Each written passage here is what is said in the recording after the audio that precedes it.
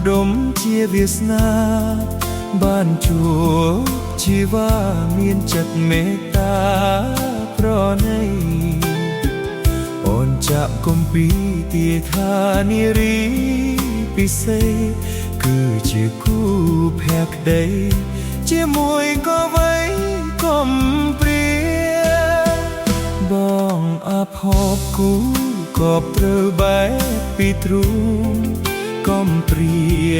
បេះដូងជប់ចាប់ក្នុងទ្រូងខ្លោចផ្សាចំណែកកល្យានអូនមានវិបត្តិស្នេហា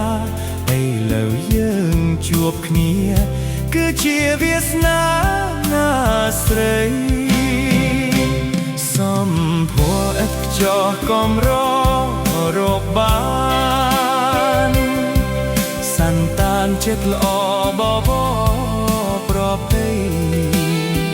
ល្អទាំងក្នុងក្រៅស្រីពិលអហួរនិស័យដិតក្នុងចិត្តកាវ័យ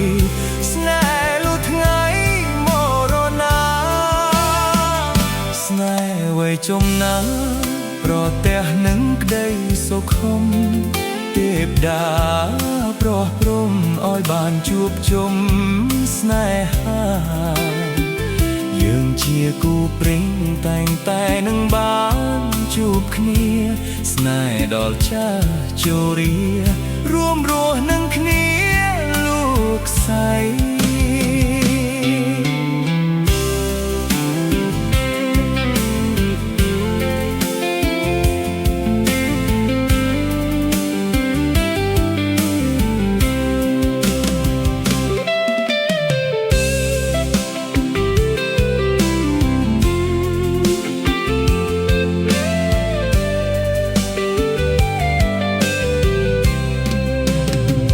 ជីវិតខ្ញុំទុកធំផ្ដុំជាវាសនា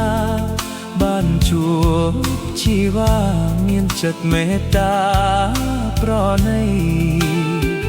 អូនចាក់គម្ពីរទាយថានារីពិសេសគឺជាគូភក្តីជាមួយក៏មិនកំព្រាបងអភពគូគប់ត្រូវបែកពីទ្រូងកំព្រាបេះដូងចប់ចាប់ក្នុងទ្រូងខ្លោចផ្សាចំណែកកល្យានអូនមានវិបត្តិស្នេហា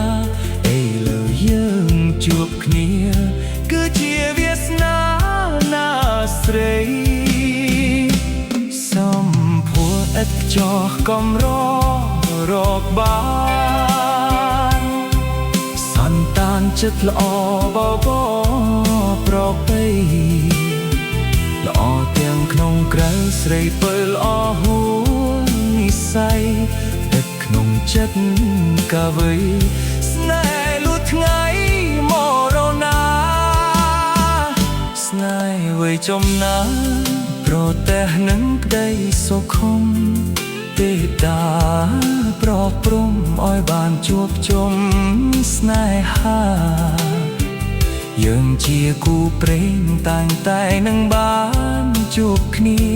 ស្នេហ៍ដល់ចាស់ជរារួមរស់នឹងគ្នាលោកស្រី